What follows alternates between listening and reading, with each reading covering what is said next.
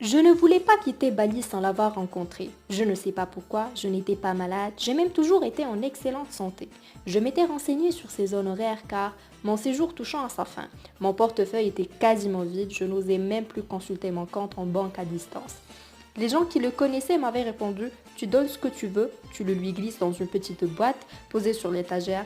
Bon, cela m'avait rassuré même si j'angoissais un peu à l'idée de laisser un tout petit bien à quelqu'un qui avait 17 ans soigner le premier ministre du Japon.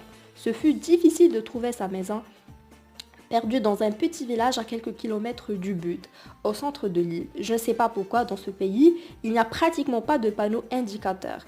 Lire une carte, c'est possible quand on a des points de repère, sinon c'est aussi inutile qu'un téléphone portable dans une zone où l'on ne capte pas. Restait bien sûr la solution de facilité demandée à ses passants. J'ai beau être un homme, cela ne m'a jamais posé de problème. Il me semble parfois que la plupart des hommes auraient l'impression de perdre leur virginité s'ils devaient s'abaisser à ça. Ils préfèrent se murer dans un silence signifiant «je sais», feigné de se repérer jusqu'à ce qu'ils soient complètement perdus et que leur femme leur dise «je t'avais bien dit qu'on aurait dû demander». L'ennui à Bali, c'est que les gens sont si gentils qu'ils disent toujours oui. Vraiment, si vous dites à une fille «je vous trouve très jolie», elle vous regardera avec un beau sourire et vous répondra oui. Et quand vous demandez votre chemin, ils sont tellement désireux de vous aider qu'il leur est insupportable de vous avouer qu'ils n'en sont pas capables. Alors, ils vous indiquent une direction, sans doute au hasard.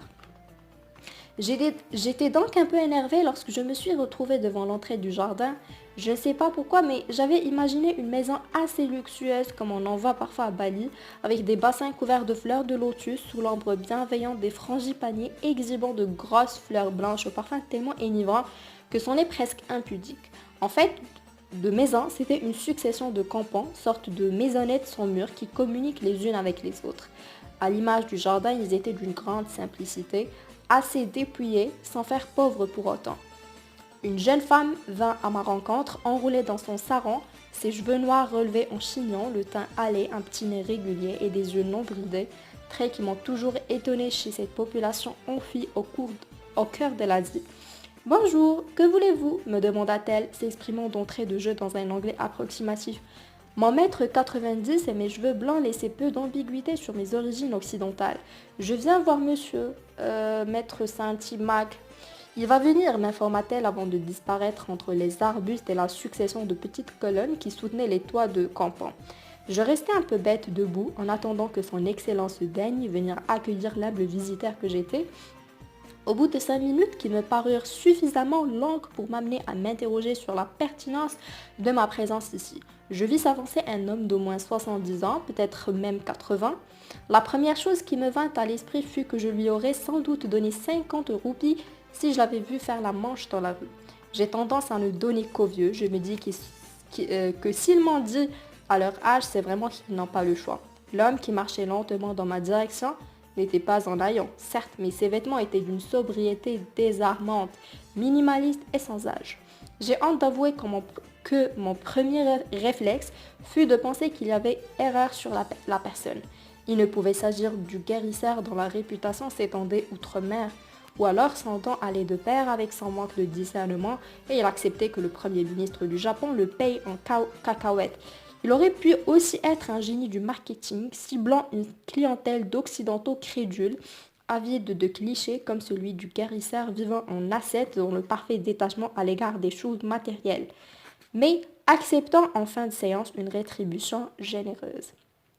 Il me salua et m'accueillit simplement, s'exprimant avec beaucoup de douceur dans un très bon anglais. La luminosité de son regard contrastait avec les rides de sa peau tannée. Son oreille droite présentait une malformation comme si le lobe avait été en partie sectionné. Il m'invita à le suivre dans le premier campement, un toit soutenu par 4 petites colonnes, adossées à un vieux mur, une étagère, la fameuse, le long du mur, un coffre en bois de camphrier et sur le sol une natte.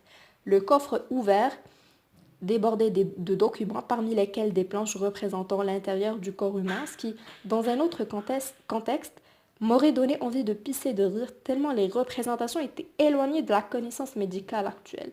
Je me déchaussai avant d'entrer, comme le veut la tradition balinaise. Le vieil homme me demanda de quoi je souffrais, ce qui me renvoya brutalement à la raison de ma présence ici. Que cherchais-je au juste, puisque je n'étais pas malade? j'allais faire perdre son temps à un homme dont je commençais à sentir l'entêté, pour ne pas dire l'intégrité, même si je n'avais encore aucune preuve de sa compétence. Avais-je seulement envie que quelqu'un se penche sur mon cas, s'intéresse à moi, me parle de moi et qui sait, découvre qu'il y a un moyen pour que j'aille encore mieux. À moins que je n'ai obéi à aucune sorte d'intuition. Après tout, on m'avait dit que c'était un grand bonhomme et j'avais tout simplement envie de le rencontrer. Je viens pour un check-up, lui confiai-je en rougissant à l'idée que je n'étais pas à la visite médicale annuelle et que ma demande était déplacée. Allongez-vous là, me dit-il en désignant la natte et sans manifester aucune réaction à la futilité de ma requête. Merci.